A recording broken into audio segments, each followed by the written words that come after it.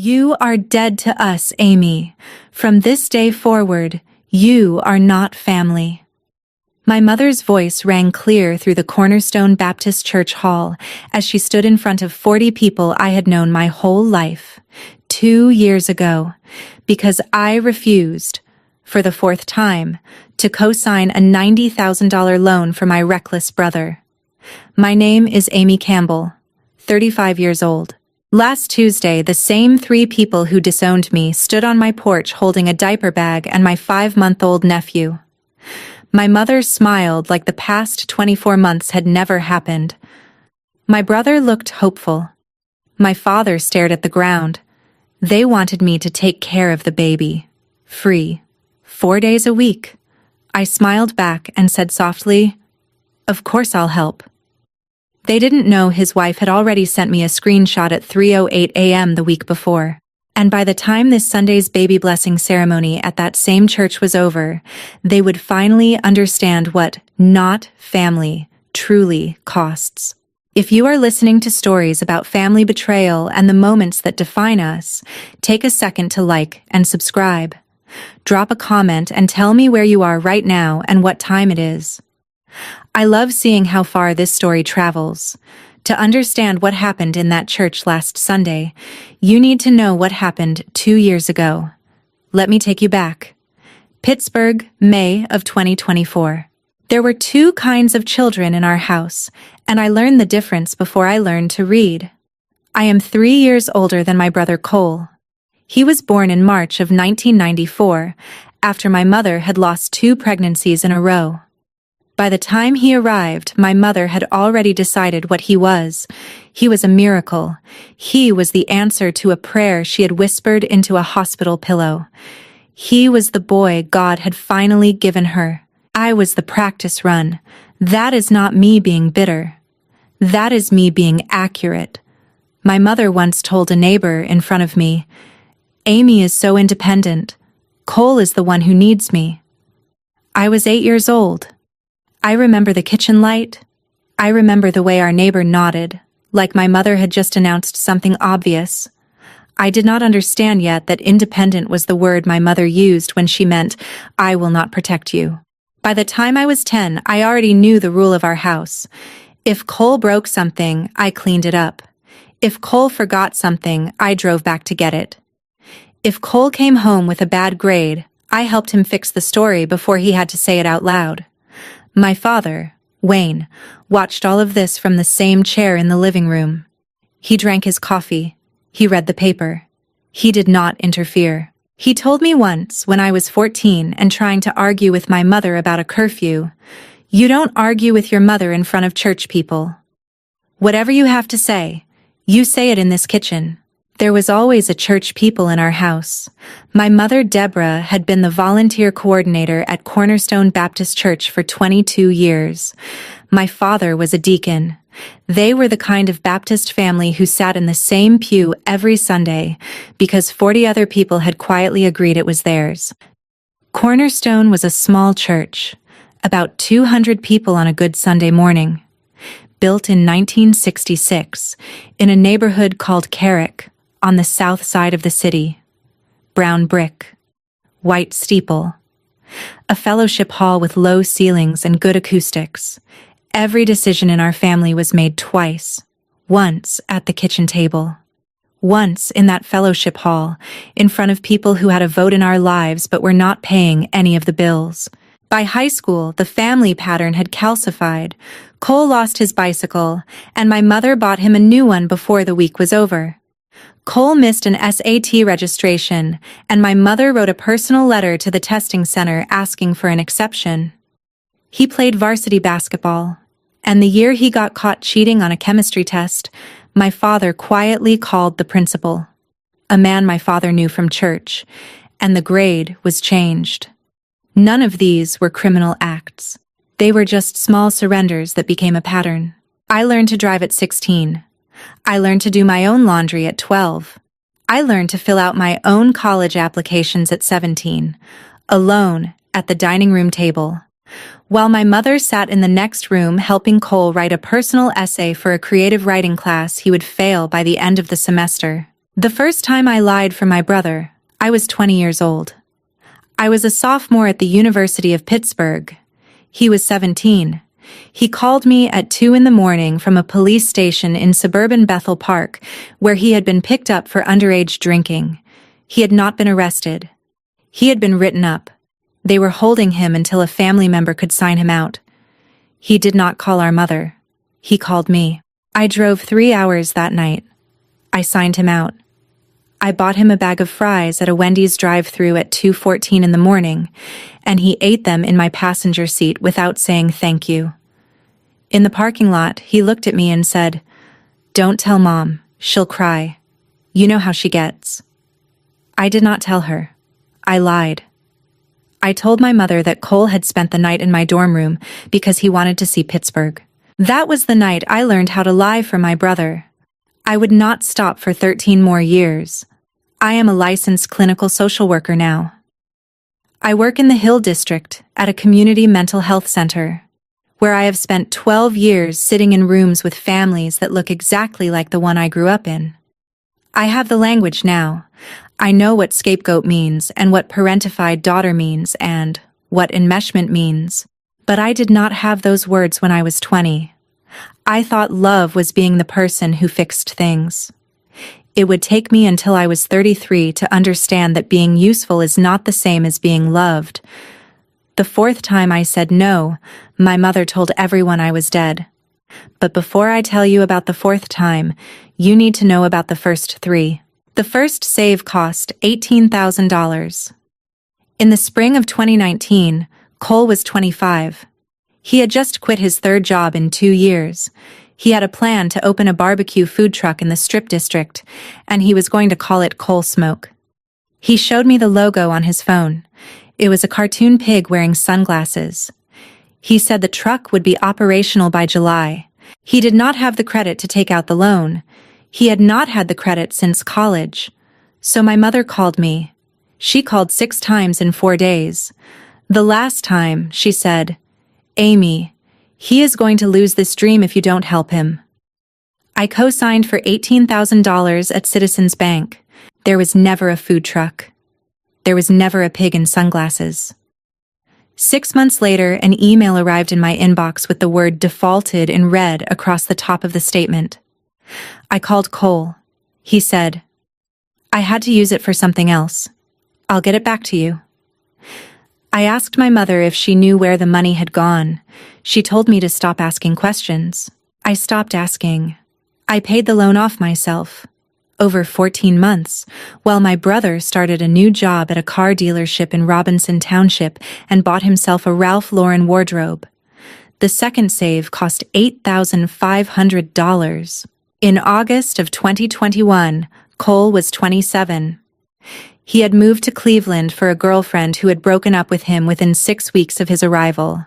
He walked out on the apartment lease 8 months early. He left without telling the landlord. He left without forwarding any mail. I found out because the landlord called me. His name was Mr. Burkhart. He was 68 years old, with a thick Pittsburgh German accent, even though he lived in Cleveland. He had run a small rental property company for 30 years. He had tracked down my phone number through the emergency contact form Cole had filled out at move-in. "Your brother said you would handle it," Mr. Burkhart told me. "You're his emergency contact." I wrote a cashier's check that afternoon for $8,500 and overnighted it to Lakeview Properties in Cleveland. I never told my mother. I did not realize, until much later, that being someone's emergency contact in our family was not an honor. It was an invoice.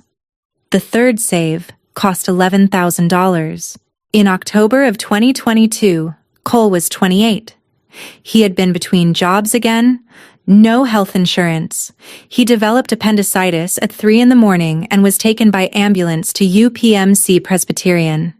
They did the surgery. The bill came in 3 weeks later. My mother called at 11:30 at night. She was crying. Real crying. "He could die, Amy," she said. "He could die. You're a professional. You make good money. This is what family is for." He was not going to die. The surgery was already over. But I sent the $11,000 because I did not yet have the words for what she was doing on that phone call. 2 weeks later, she posted a photograph to Facebook of Cole grilling brisket on the back patio of her house in Bethel Park. The caption said, "My fighter. I never got a card. I never got a phone call. I got a Facebook post about a brisket. 3 saves, $37,500, 2 lies told to my mother, 1 lie told to a landlord, and not a single text that said thank you. You should know what else I gave up. I had been admitted to a doctoral program at Penn State in the fall of 2022. I had been accepted in March. I had 3 months to send back the deposit and confirm my place. I never did. The application packet sat in a folder in my office. The envelope was already addressed. The postage stamp was already on it. The week the deposit was due was the same week my brother was in the hospital, and my mother was calling me at 11:30 at night. I told my best friend Tara, much later, what had happened to that envelope. Tara had been my closest friend since we were both in college at Pitt. She had heard me talk about my brother for 15 years. She looked at me, and she said, very quietly, "You know you can stop, right? Like, today? You can just stop?" I did not stop. I would not stop for another 1.5 years. But after the 3rd save, I noticed something. The phone call always came from my mother. Not from Cole. Cole was the one who needed the money. My mother was the one who made the case. Cole stood behind her. My father stood farther back. The whole machine of my family had 3 moving parts, but only one of them ever spoke. I started saving my mother's voicemails. I did not delete them. I told myself I was being sentimental. I was not being sentimental. I was building a record, even before I knew that was what I was doing. The voicemail from October of 2022, the one about the hospital, would later become the first piece of evidence I did not yet know I was collecting. The 4th time, Cole asked for $90,000. It was the 2nd weekend of May, 2024. He called me on Saturday morning and asked to meet for lunch at Pamela's Diner in the Strip District on Sunday. He said he wanted to talk. He said he did not want our mother involved. That was the first sign. In our family, "I don't want mom involved" meant something was hiding. But before lunch on Sunday, something else happened. On Sunday morning, I drove to my parents' house in Bethel Park to return a cookbook my mother had loaned me 3 weeks earlier. Joy of Cooking, the 75th anniversary edition. She kept it open on the kitchen counter to the page on banana bread, even though I had never seen her bake banana bread in my life. Cole was asleep on the living room sofa when I came in. He had not been to bed. He was in last night's clothes. His phone was lying on his chest. As I walked through the room to the kitchen, the screen lit up. It was a notification from DraftKings. Your withdrawal of $2,500 has been processed. Below it, in the smaller list, the lock screen showed me 14 other notifications from the same app in the previous 7 days. I did not pick up the phone. I did not take a picture. I did not need to. I have always been good at remembering numbers. I stood there for maybe 12 seconds. Cole did not stir. I walked into the kitchen. I set the cookbook on the counter, exactly where it had been when I borrowed it. I drove back to my apartment in Squirrel Hill. By the time he texted me to confirm lunch at 1 o'clock, I had already done the math. At Pamela's, Cole arrived 20 minutes late. He was wearing a brand new Polo Ralph Lauren button-down. He ordered pancakes and did not eat them. He waited for the waitress to leave, and then he leaned across the table and said, "I'm going to ask you for something. Don't say anything until I finish." He had rehearsed the speech. I could tell. He flinched every time the waitress walked by. He told me he was in love with a woman named Madison. He told me he wanted to propose to her by the end of the summer.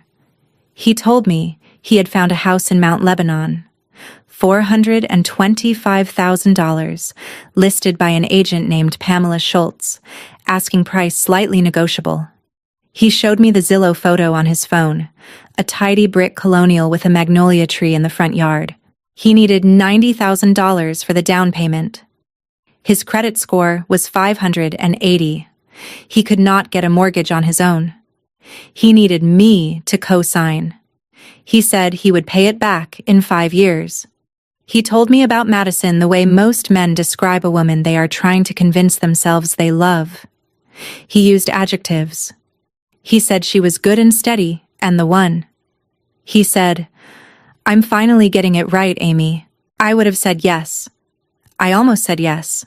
Something in me, the same girl who drove 3 hours at 2 a.m. to a Bethel Park police station, almost said yes, because that girl had never been able to figure out what to do with the part of love that included other people's wreckage.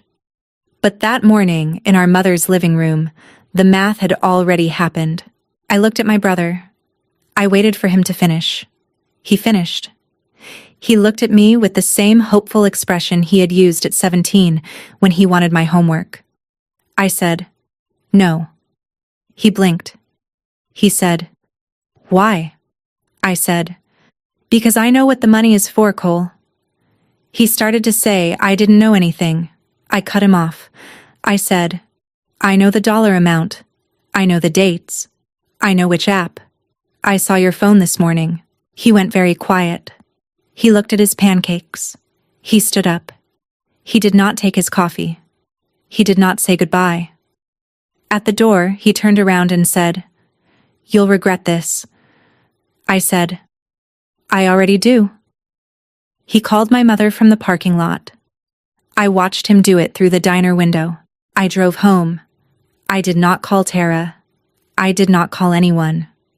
I poured a glass of Cabernet, and I sat at my kitchen table with my LCSW casebook open to the section on toxic family systems.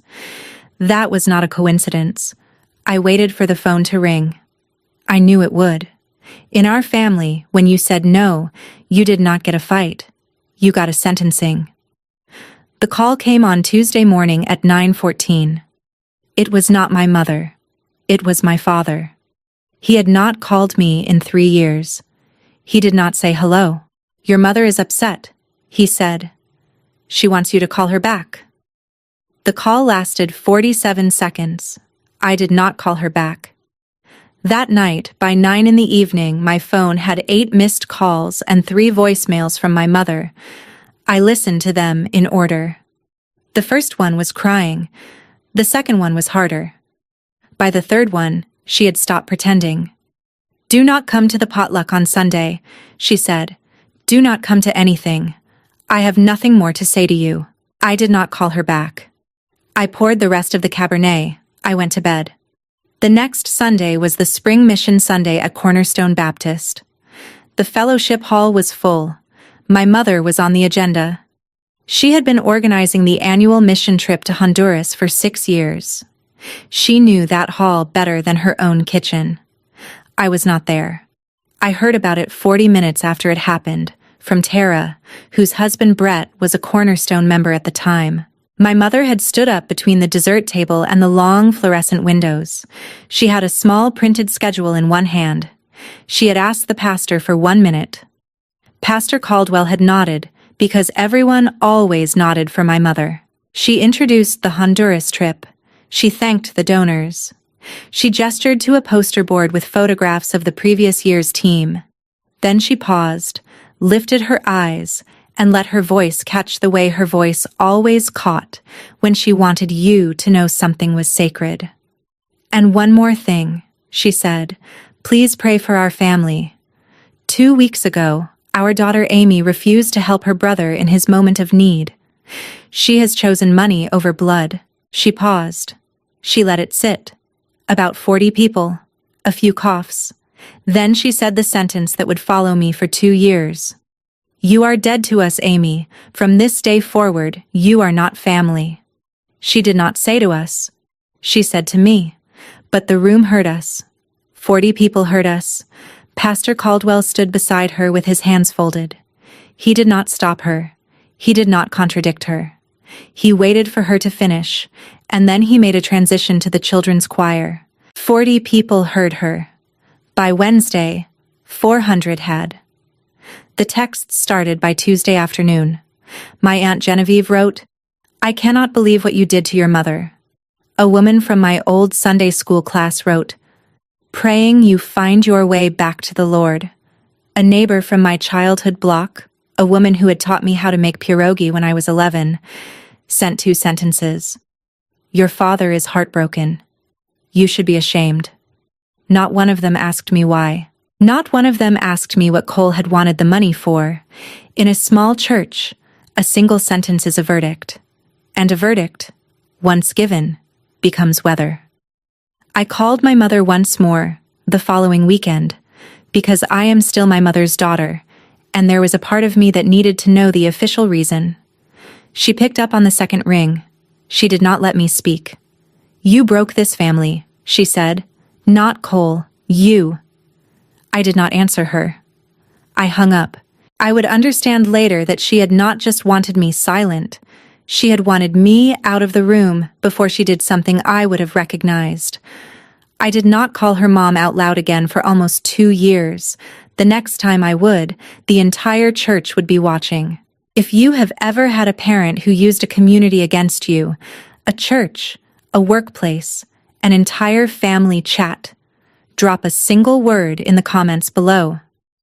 Just say, room. Tell me which room they used. I want to know how many of us have been sentenced in places we used to trust. I did not fall apart. I want to say that clearly, because the version of this story my mother told the Wednesday prayer chain was that I had fallen. She used the word fallen the way some people use the word cancer. It carried whole sentences inside it. It implied alcohol. It implied drugs. It implied a man, somewhere, who had wrecked me. What actually happened was that I bought a house. In June of 2024, 6 weeks after the Spring Mission Sunday potluck, I closed on a brick townhouse in Squirrel Hill. 2 stories, 2 bedrooms, a small backyard with a single overgrown hydrangea. I had been saving for almost a decade. The down payment was the money that would have been save number 5 if I had said yes at Pamela's Diner. I called the place the house that said no. Tara helped me move. She showed up at 8 in the morning with 3 rolls of packing tape and a thermos of coffee. By noon, we had carried the last of my books up the stairs. She stood in the empty kitchen and looked at me and said, "Amy, you bought a house with your no money." I painted the kitchen sage green. I installed 2 ceiling light fixtures with the help of a YouTube tutorial. For the first time in my life, I had a space that no member of my family had a key to. In September, I went to Animal Friends, the no-kill shelter on the north side, to drop off donated blankets. I was not planning to adopt anything. There was a Maine Coon in the corner pen. He was 11 years old. He had been returned to the shelter 3 times. His name on the card was Whiskers. The volunteer at the desk shrugged when I asked about him. "He's been here longer than most of our staff," she said. I sat with him for 40 minutes. I did not say anything. He did not say anything. I filled out the paperwork. I renamed him Walter. He moved into my house in Squirrel Hill on a Tuesday, sat on the kitchen windowsill, watched a squirrel cross Forbes Avenue, and decided to stay. Walter taught me something I did not learn from my mother. You do not have to earn the right to be loved. You just have to show up. I worked. I worked harder than I had ever worked. By the spring of 2025, I had been promoted to Senior Clinical Coordinator at the Hill District Community Mental Health Center. I started teaching continuing education seminars at the University of Pittsburgh School of Social Work. My first seminar was titled Scapegoat Dynamics in Religious Families. I stood at a lectern in front of 40 graduate students and I said, "The scapegoat is not the broken member of the family. The scapegoat is the one with enough integrity left to refuse the role." Every time I said it, I was talking to myself. Tara's marriage ended in the spring of 2025. It was not a war. Tara and Brett had simply stopped knowing each other. Brett had also quietly stopped attending Cornerstone after the Spring Mission Sunday. He had told Tara, the night he left, that he could not sit in a building where someone like my mother could be applauded. Tara moved to Squirrel Hill, 3 blocks from my house. She and I started something we called Trivia Tuesdays at a bar called the Hidden Harbor. Our team name was the Scapegoats. We did not win often. We did not care. Tara was the first person in my life who used the word sister without it being a weapon. In May of 2025, I went to the Whole Foods on East Liberty Boulevard to pick up olive oil. I turned the corner into the supplement aisle and almost walked into a young woman in dental scrubs. She was holding a box of prenatal vitamins and reading the label. She looked up. Her face lit up. Amy Campbell? It took me 3 full seconds. I had seen her once before, years earlier, when she was a volunteer at a Cornerstone food drive in 2019. I had been a guest speaker. She had been 19 years old. Her parents had died in a car accident on Interstate 79 when she was 14. She had grown up with her grandmother. She had a small voice and a careful smile. Madison Whitaker. She was 25 now. She was a receptionist at a dental office in Mount Lebanon. She told me she was getting married that summer. I asked her who to. She said, "His name is Cole. Cole Campbell." I did not move. I did not change my face. I said, "Congratulations, he's lucky." She thanked me. We talked for 8 minutes. Bennett was 9 weeks in her belly at that moment, though she did not yet show. Before I left, I did something I do reflexively when I meet any pregnant woman who has no family within driving distance. I gave her my business card. The card said, Amy Campbell, LCSW, Hill District Community Mental Health Center. If you ever need to talk to someone, I told her, anyone, even just to talk. She kept the card. I did not know that for almost a year. I sat in my car in the Whole Foods parking lot for 20 minutes. I could have sent her a message. I could have warned her. I had her phone number now. I could have written, "I'm Cole's sister. There are things you should know." I did not. She was an adult. She had the right to choose her own life. And if I sent her a warning, my mother would use it as proof that I was bitter and vindictive, 2 of her favorite words for the daughter she had buried in a fellowship hall. I drove home. I told no one, not even Tara. Some decisions are made without saying anything. Those are the ones that hurt the longest. I wrote myself a small note that night. 2 sentences in blue ink on a folded square of paper. You knew, and you did not tell her. I put it in the back of my dresser drawer. A year later, I would find it again. I would understand why I had kept it. Cole and Madison were married in September of 2025 at the Allegheny County Courthouse. I learned about it from an Instagram post Tara forwarded to me, just the 2 of them. A navy vest on Cole, a short white lace dress on Madison, a grocery store bouquet of tulips. The caption read, "Just the 2 of us, plus baby." I had not known she was pregnant. I zoomed in on the photo. She was visibly carrying, maybe 24 weeks. My parents were not in the picture. I did not understand, that day, why my mother and father had missed the wedding.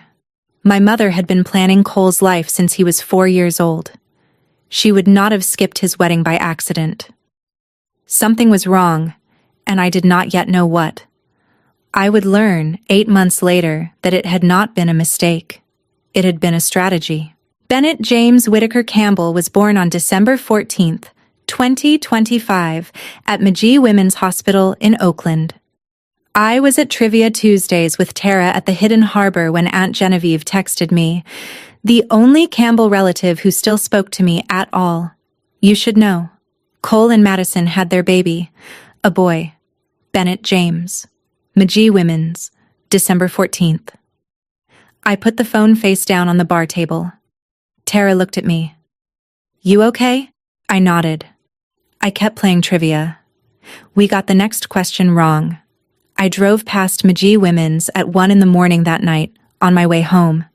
I did not stop. I did not go in. But I drove past, twice, in the same parking circle, and then I drove back to Squirrel Hill. 4 days later, my mother posted a poem to Facebook. On the birth of my grandson. It got 209 likes and 84 comments. Aunt Genevieve commented, "He looks just like his daddy." One of the older women from Cornerstone wrote, "God restores what was broken." I read that last comment 3 times. I did not understand. Nothing had been broken in the way the church seemed to think it had. But my mother had sold a different story for almost 2 years now. The story said I had abandoned my brother. The story said the family had been hollowed by my absence. The story said the baby was the answer.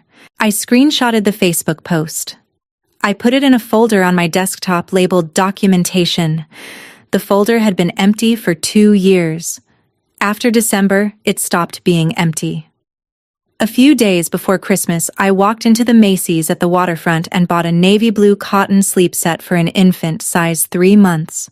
I had it gift wrapped. I put it in the back of my home office closet. I did not send it. I had no address for Cole and Madison. I had no invitation. I had no place to leave it. It stayed there for 5 months. I would not give it to him until the Sunday everything fell apart. The first phone call came at the end of April, 2026. My mother. The voicemail was 48 seconds. Her voice was sweet. The voice she used at funerals and bridal showers. The voice that meant she was performing kindness for an audience she could not see. "Amy, it's Mom. We're having Bennett blessed at Cornerstone on May 17th. Please come. Your father and I, and Cole, we want to start over. Bennett deserves his aunt." I did not call back. I did not need to. They were already planning to come to me. The screenshot arrived on a Thursday. It was the morning of May 7th, 2026. I was in bed. Walter was at my feet. My alarm had not yet gone off. I picked up my phone the way I always pick up my phone first thing in the morning, before I have fully decided whether to be awake. There was an Instagram message request from a handle I did not immediately recognize. Madison.wit, 92. Her profile picture was Madison and a baby. Bennett. She had sent the message at 3:08 in the morning the night before. The timestamp said, Wednesday, 3:08 a.m. I sat up. I opened it. "Amy, I don't know if you remember me. We met at Whole Foods last year. I'm married to Cole. I'm Bennett's mom. Something is wrong, and I don't trust anyone. I found this on his phone last night. I don't know what to do. Please don't tell anyone I sent this." Below the message were 4 images. I sat on the edge of my bed for 2 full minutes before I opened the first one. The first screenshot was a text thread between my brother and a contact saved as Haley. Haley, 23. A bartender at the Westin Tampa Waterside, the hotel where my brother had stayed for a 4-night industrial supply convention in March. I would learn later that he had spent 3 of those nights in her apartment. Cole, April 22nd, 11:47 at night. Lease signed. August 1st, we close it down. Haley. Babe, finally. I love you. Cole. I'm done with this place. Done. I zoomed in on the date. April 22nd, 2026. Lease starting August 1st. The apartment was in Tampa. The area code was 813. He had a new life waiting. With dates.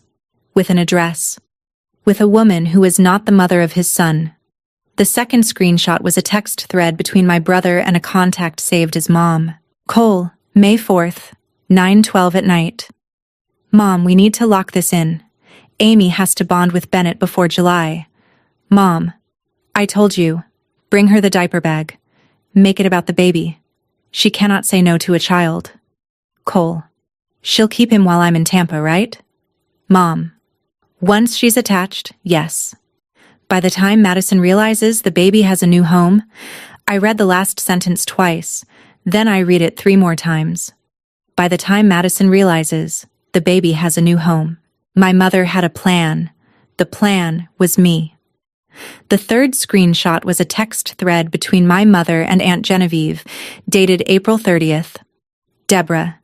Madison is having a hard time. PPD, you know, I'm worried about Bennett. Amy may need to step in. Please pray. And please mention to the prayer chain that Madison is struggling. Genevieve. Oh dear. Should I bring meals? Deborah. Just pray. And mention it on Wednesday. The Wednesday prayer chain at Cornerstone had between 25 and 30 women on it. My mother had been quietly preparing the congregation for the announcement she planned to make later. The announcement would say that Madison was unstable. The announcement would say that I had stepped up. The announcement would say that Bennett was in safer hands now. By the time the rest of the church heard about the arrangement, the framing would already be done. She was not just lying to Madison. She was lying to the congregation. And she had been doing it for weeks. The fourth image was not a screenshot. It was a photograph of a piece of paper. Lined notebook paper. Handwritten in blue ink. The corner was torn, the way a sheet looks when you rip it out fast. Amy, I'm sorry. I should have called you a year ago. She told me you didn't want anything to do with us. She told me you said you'd never love Bennett. I believed her. I don't know what to do. I have nowhere to go. Please. M. I read it 3 times. I replied to Madison at 6:31 in the morning with 2 words. I'm listening. She wrote back inside a minute. They're bringing him to your house on Tuesday. Cole said it's for the afternoon. It's not. The bag has 4 days of clothes. For 6 days, Madison and I wrote back and forth in the Instagram DM thread every night after Cole fell asleep. I learned everything in pieces. I learned that my mother had been visiting Madison twice a week since Bennett was born.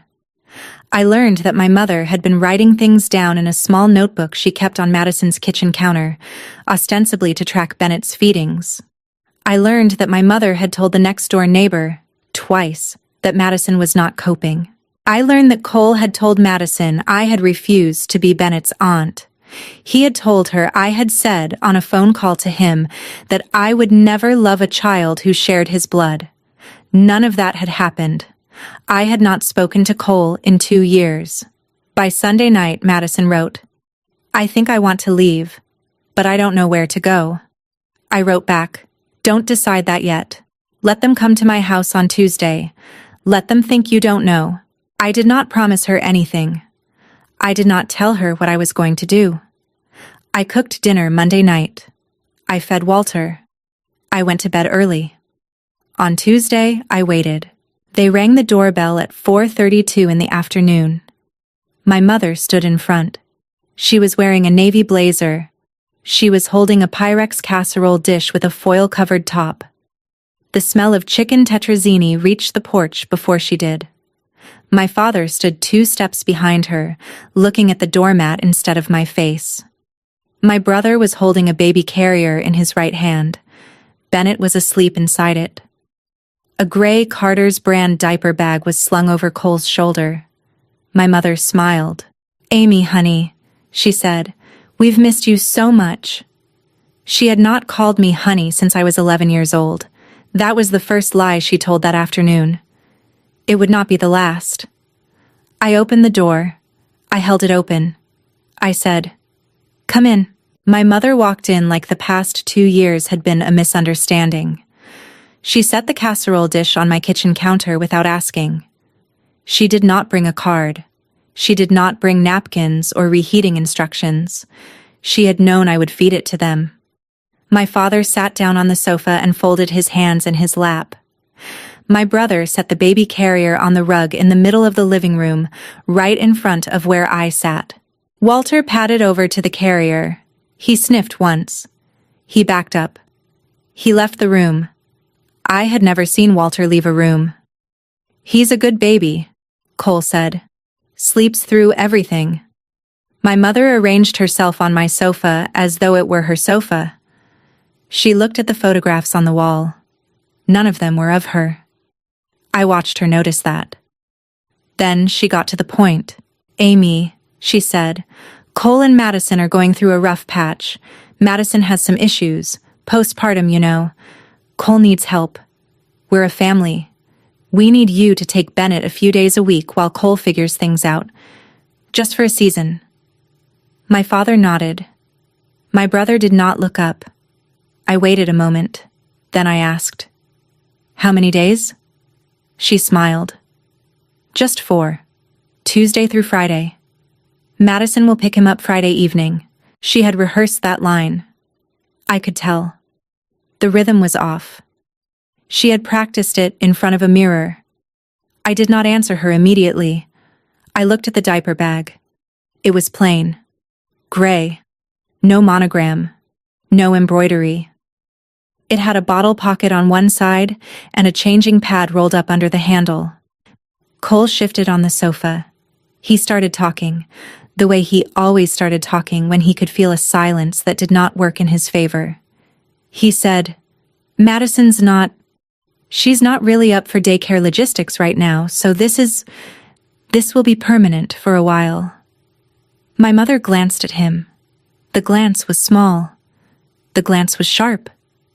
My father coughed. Cole corrected himself. "I mean, for a season." Like Mom said. My father, who had not yet looked at me, looked at the floor for 11 seconds. I counted. My brother had been lying so long he had forgotten which lie was today's. I stood up. I walked to the bookshelf next to my kitchen pass-through. I took down a plain white envelope from the second shelf. I had put it there on Monday night, after Madison and I had finished talking. I had printed 4 pages. They were inside. I set the envelope on the counter. I did not open it. I did not look at my mother. I looked at Bennett, asleep in the carrier. "I'll help," I said.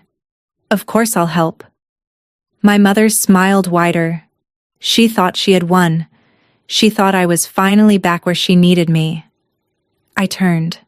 I picked up the envelope. I held it loosely. I looked at my mother.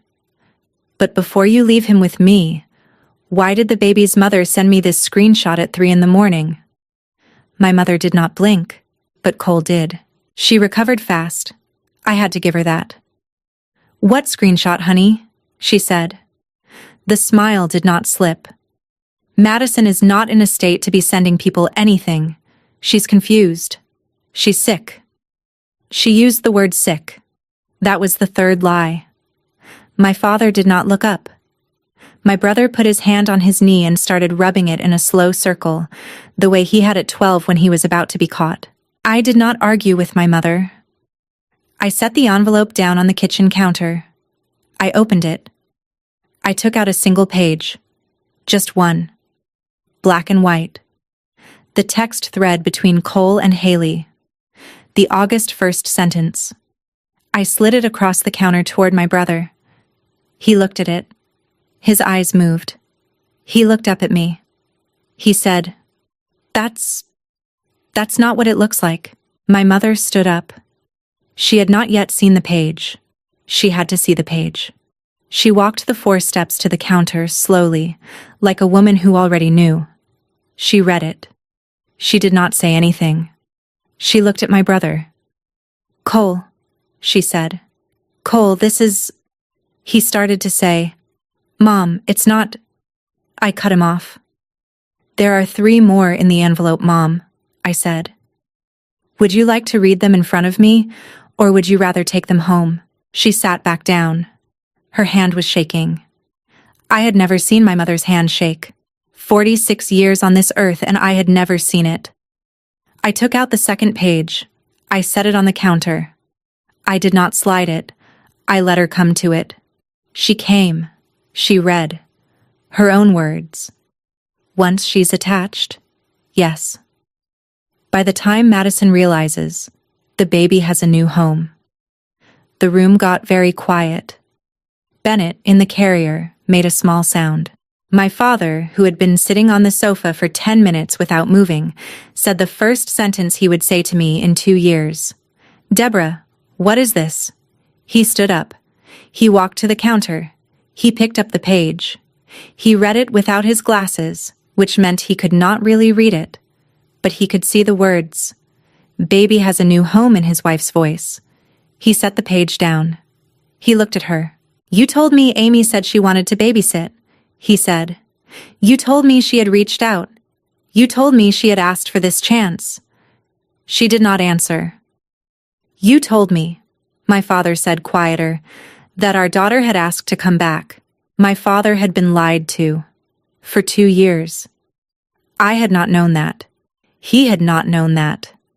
My mother had built her version of the family in the same room where my father had been sitting the whole time, and she had been describing a daughter to him who did not exist.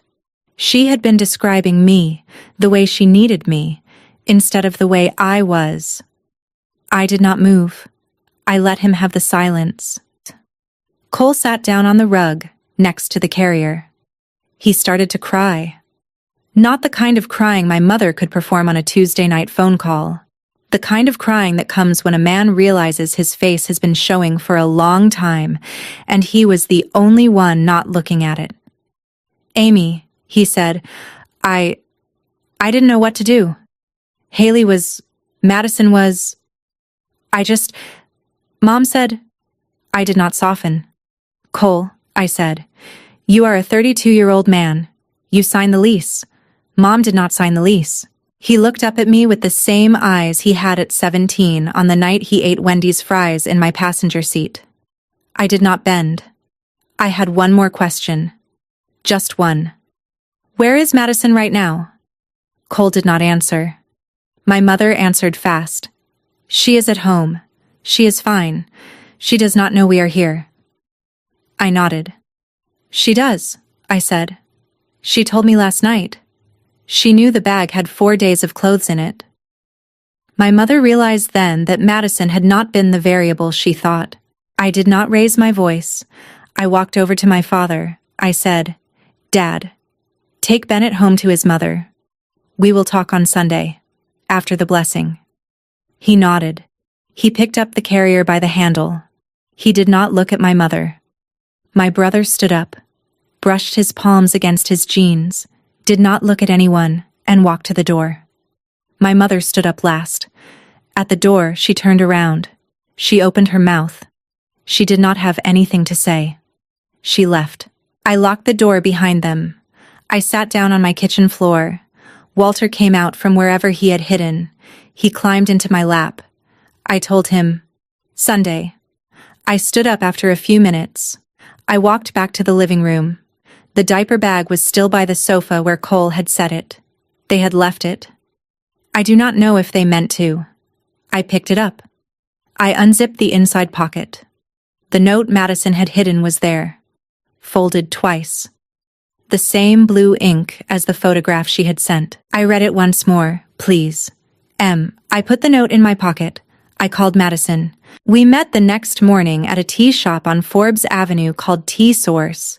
Madison came 12 minutes late. Bennett was in a stroller next to the table, asleep again.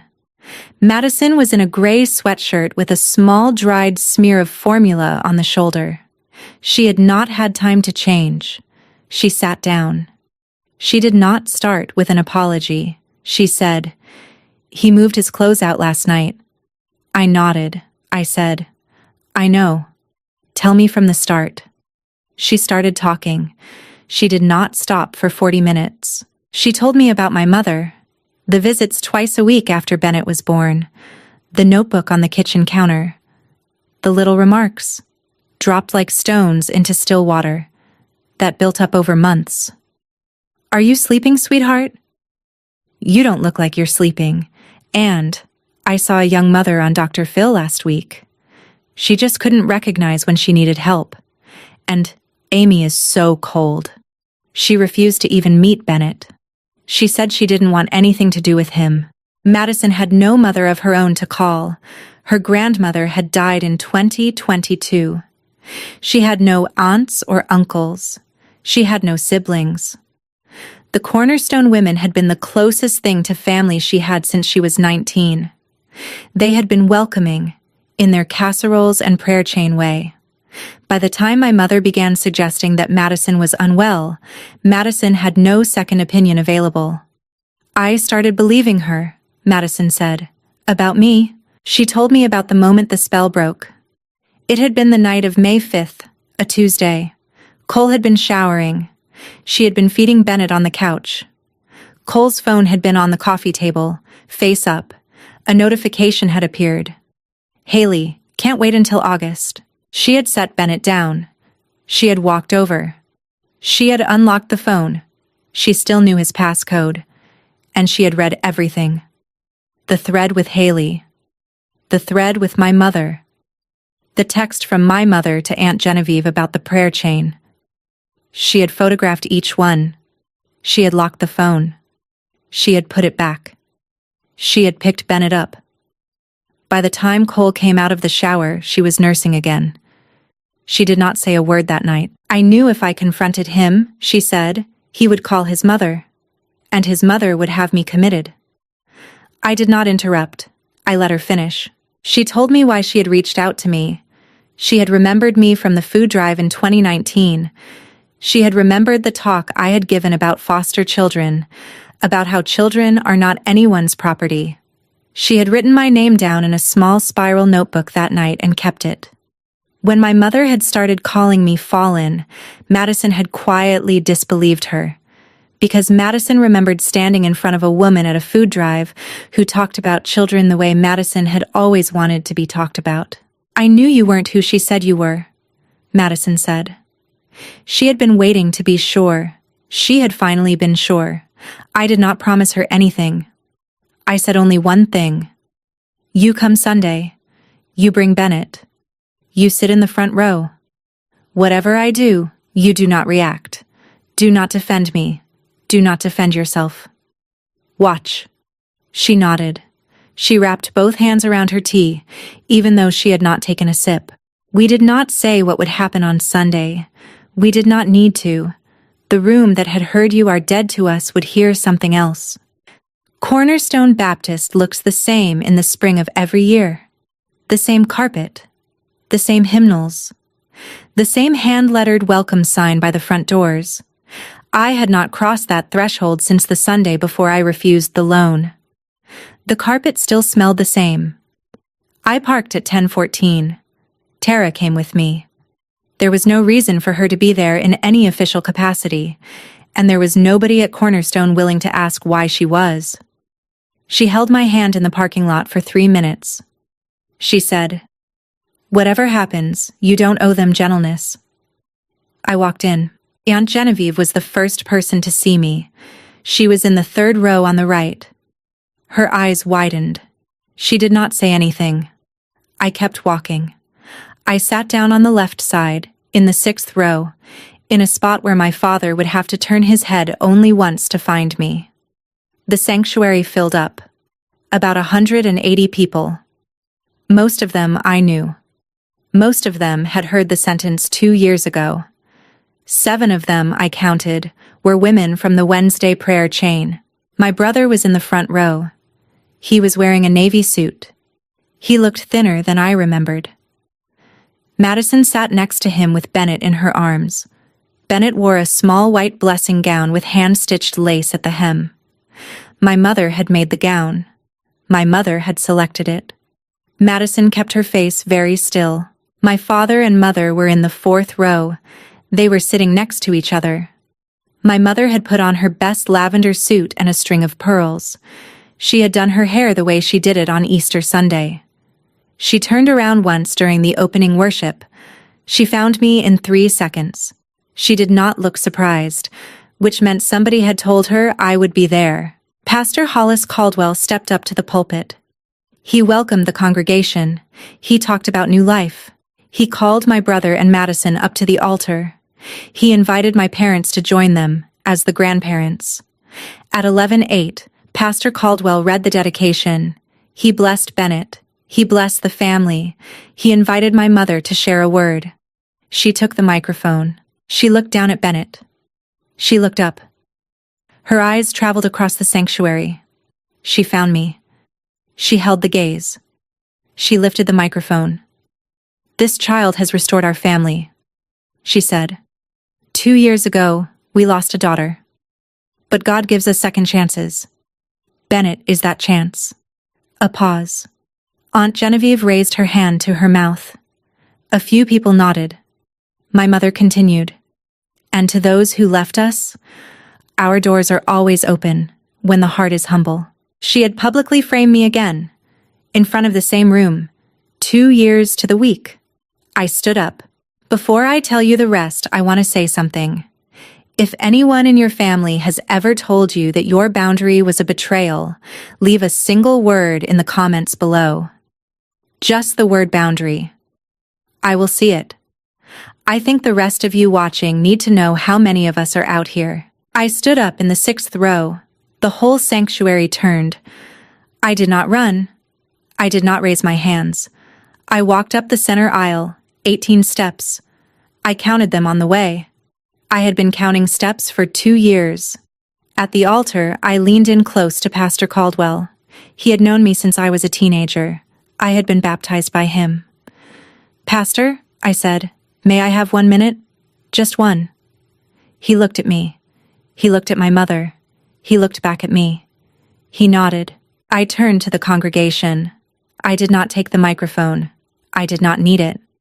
2 years ago, I said, in this room, my mother said I was not family. Many of you nodded. Some of you sent me texts. Not one of you asked me why I had refused to give my brother $90,000. A pause. The room was completely still. Today, my mother said this child restored our family. That is not why I am standing up. I am standing up because of what was inside the diaper bag they brought to my house last Tuesday. In the front row, Madison lifted the gray bag from her foot. She did it slowly. She did not raise it. She just lifted it enough so that the people behind her could see. The diaper bag I had refused to keep. The one Cole had left in my living room. For the first time in 2 years, I had the floor of this church. My mother lifted the microphone. She started, Amy, sweetheart, this is not the time. I did not answer my mother. I turned my body so that I was speaking to the room and not to her. My brother signed a lease for an apartment in Tampa, Florida, effective August 1st. He has a girlfriend down there named Haley. He has been planning to leave his wife and son for months. The room made a sound. Not a gasp. Something quieter. The sound of 200 shoes shifting on carpet at the same time. My mother said again, sweetheart. 2 years ago, she had said I was dead to her. Today, I was sweetheart. The room noticed. I lifted the 4 pages. I had folded them inside the small leather Bible cover I had brought, the one Pastor Caldwell had given me at confirmation when I was 12. I handed the pages to him. Pastor, these are screenshots. They were sent to me by Madison at 3 a.m. last Wednesday. They include text messages from my brother to his Tampa girlfriend, from my brother to my mother, and from my mother to the Wednesday prayer chain. The plan was for me to bond with Bennett so that when my brother left, the baby would stay with me. My mother told the prayer chain that Madison was unstable. She told my father I had reached out. Neither was true. Pastor Caldwell read the pages. He was not fast. He was thorough. He had been a pastor for 31 years. He did not give them back. My father stood up. He stood slowly. He was 66 years old. He had a slight tremor in his right hand from arthritis. He walked from the 4th row to the altar. He did not look at my mother. He stood beside me. He spoke to the congregation. His voice was low and steady. He did not have a microphone. He did not need one. For 38 years, he said, I let my wife decide what this family looked like. I did not ask questions. I did not protect my daughter when she needed protecting. I am done deciding nothing. He turned to my mother.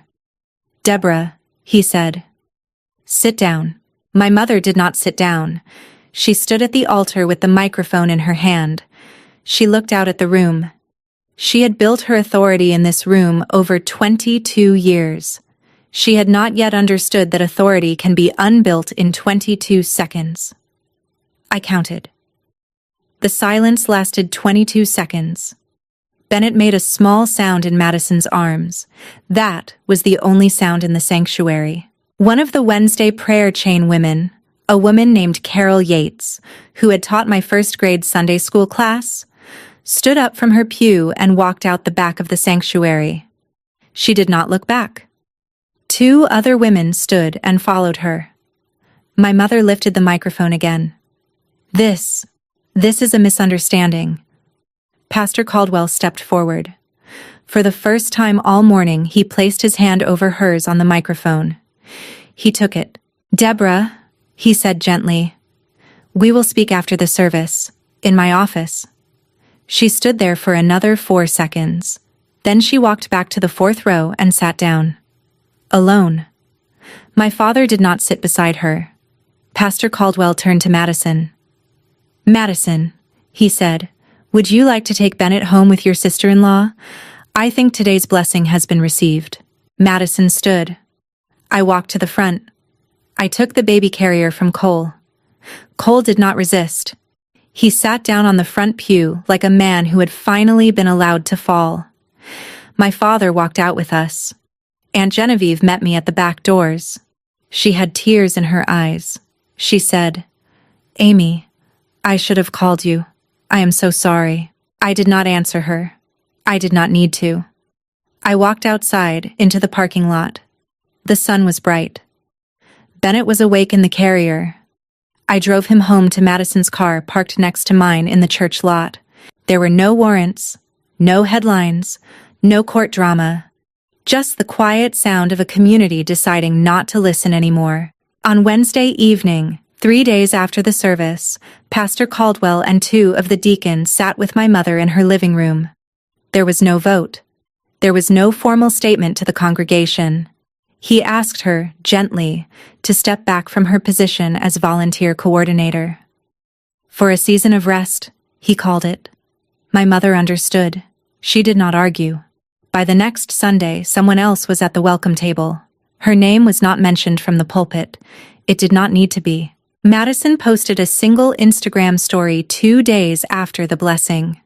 A photograph of Bennett asleep in my guest room. The caption read, "Day 3 of Just Us." She did not tag Cole. She did not need to. By Thursday, his Tampa girlfriend Haley had seen it. By Friday, she had blocked him.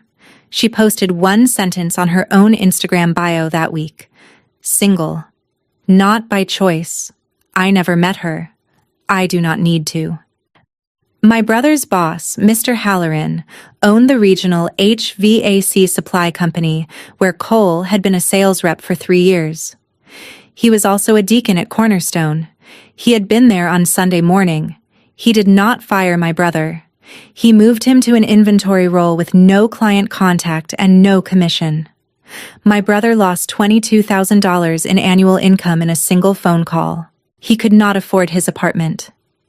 He moved into my parents' basement in Bethel Park within 10 days. My father set one rule. He told my brother, "You do not talk to Amy until she invites you." Cole has not called me. Cole has not texted me. I do not know when or if I will invite him. Madison filed for divorce through a paralegal at the Pittsburgh Legal Aid Network, a resource I had once referred a client to and remembered. The paperwork moved through the family court in Allegheny County in the most ordinary way possible. There were no assets to divide. The court granted her primary custody. Cole signed without contest. There was no fight.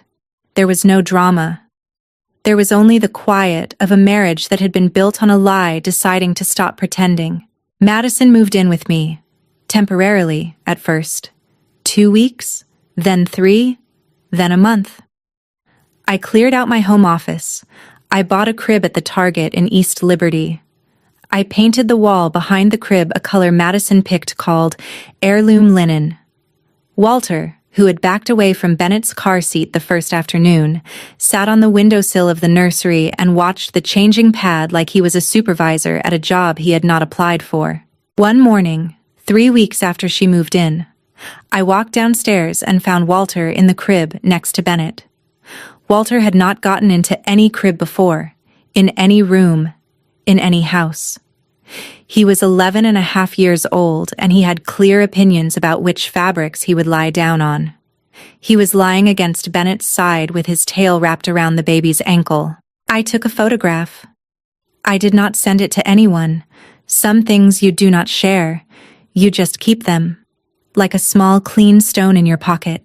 In late May, a few weeks after the blessing, I went into the back of my home office closet and brought out the Macy's box. It had been there for almost 6 months. The ribbon was still tied. I unwrapped it on the kitchen counter. The navy blue cotton sleep set was still inside, size 3 months. Bennett was 5.5 months old by then. The sleep set was a little tight in the shoulders. I dressed him in it anyway, while Madison was warming a bottle in the microwave. She watched me snap the last button. "It's a little tight," she said. I smiled. "That's okay. He'll have other pajamas. This one was for the version of me that almost gave up." Madison did not understand. She did not have to. My father came to the house one Sunday at the end of May. He did not bring anything. He did not ask to come in. He stood on my porch with his hands in his coat pockets. He looked at the doorbell. He looked at my face. "Amy," he said, "I am..."